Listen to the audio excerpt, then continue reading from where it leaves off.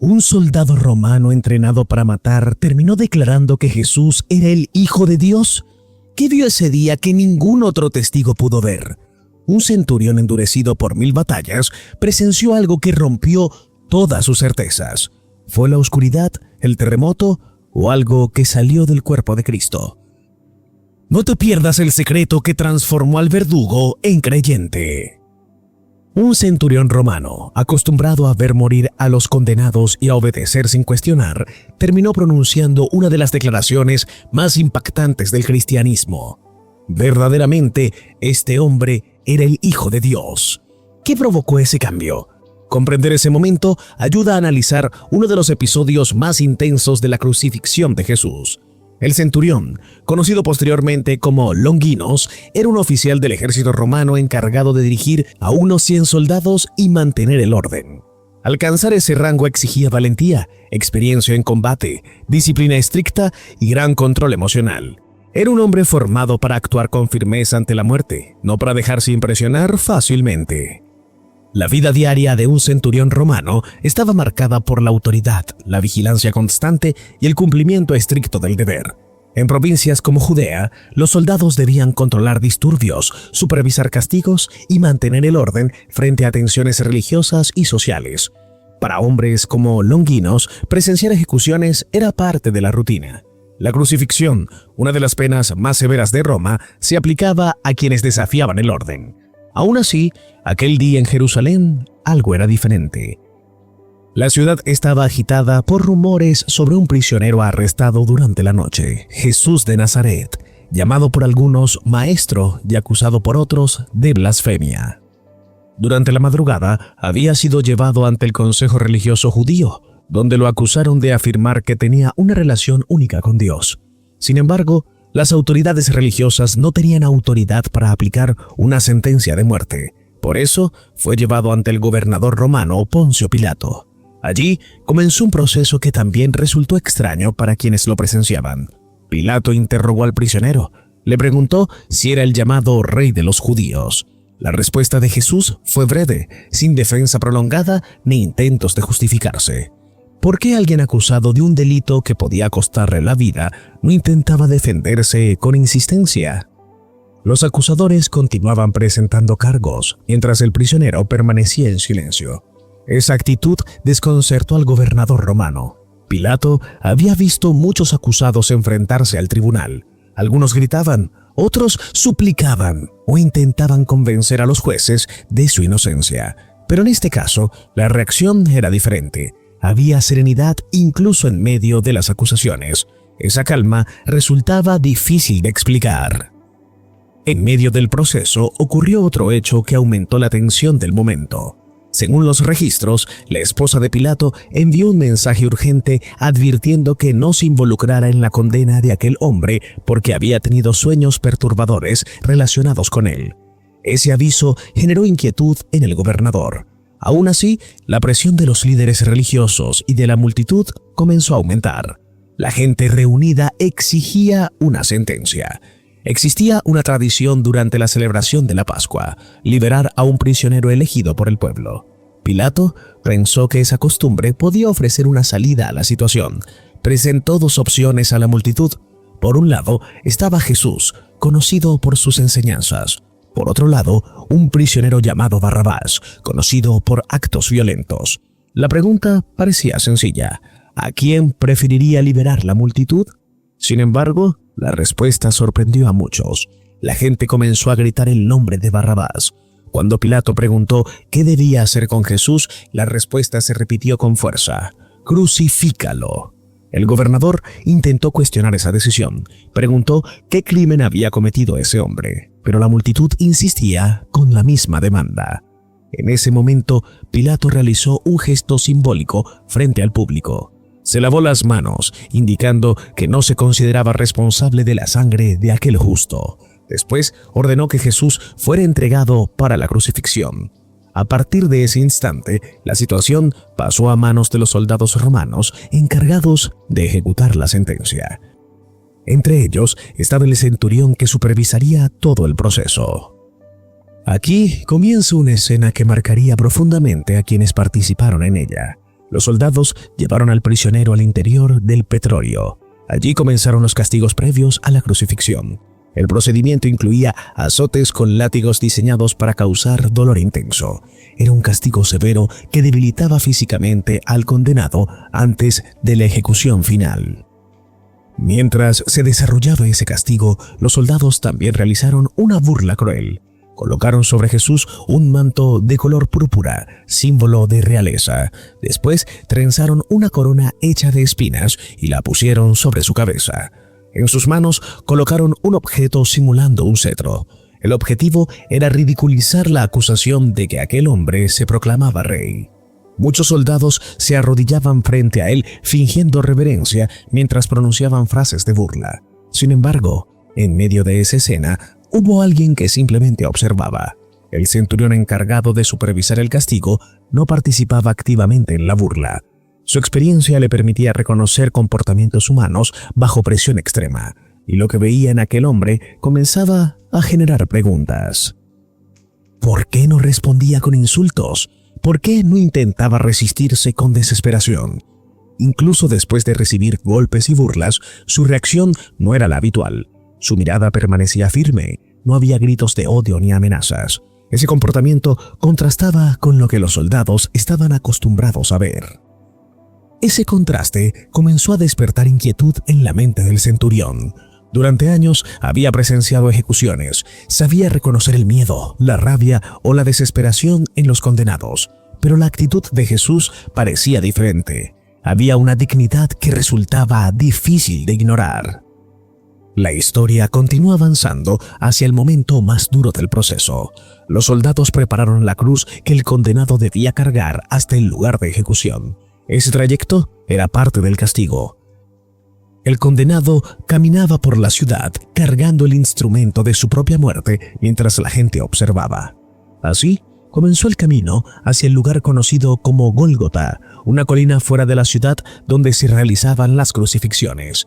El centurión caminaba al frente, encargado de mantener el orden entre la multitud.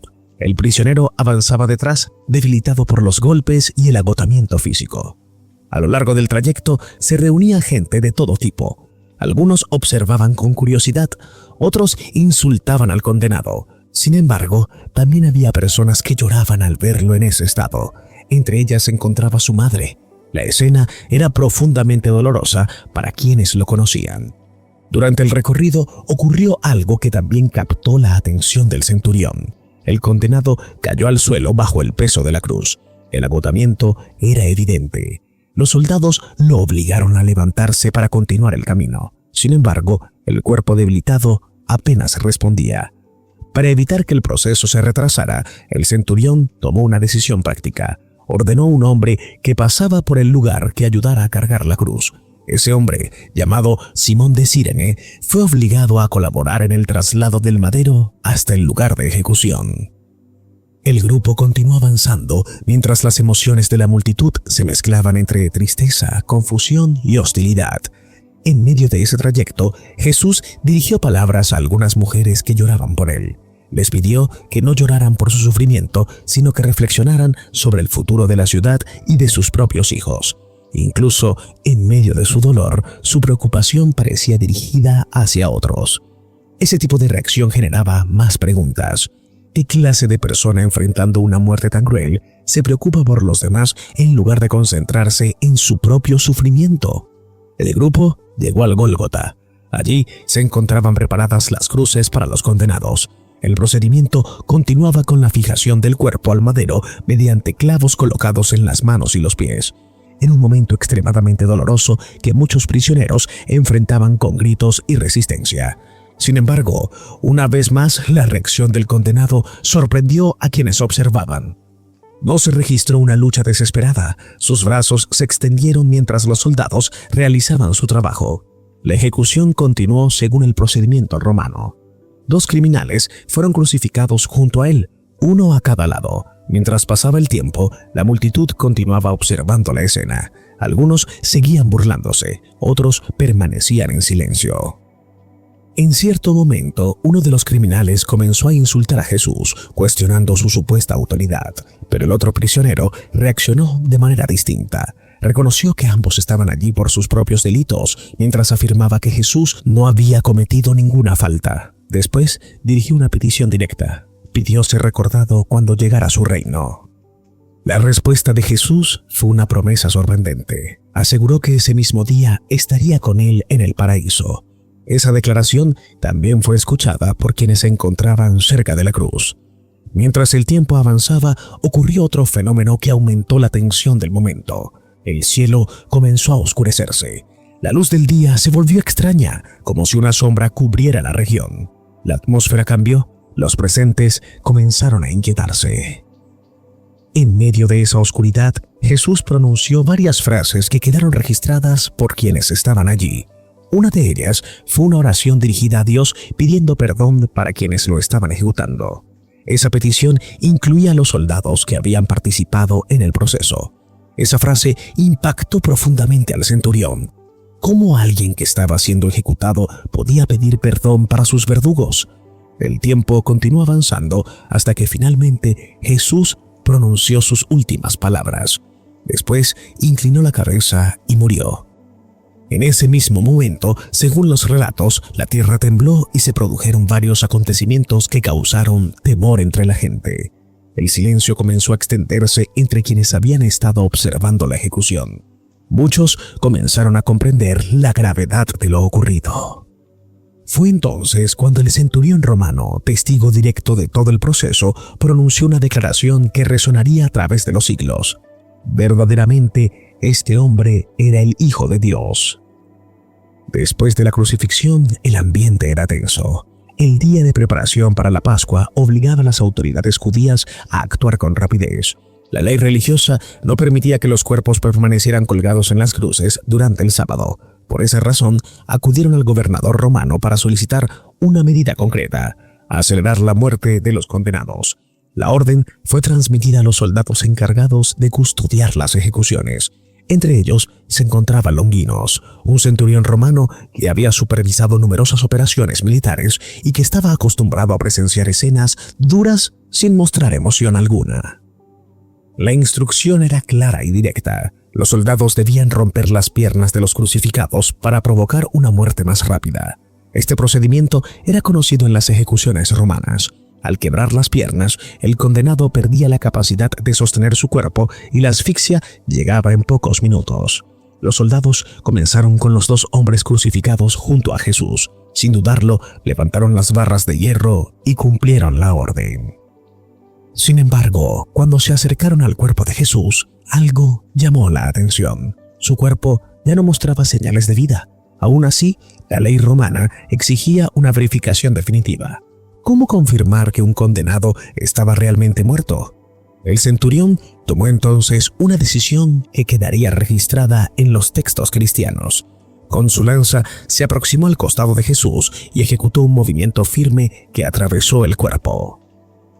En ese instante ocurrió un detalle que el evangelista Juan registró con precisión. Del costado brotó sangre y agua. Este elemento ha sido estudiado durante siglos por teólogos, historiadores y creyentes que buscan comprender su significado. Para muchos cristianos representa un símbolo central de redención y purificación.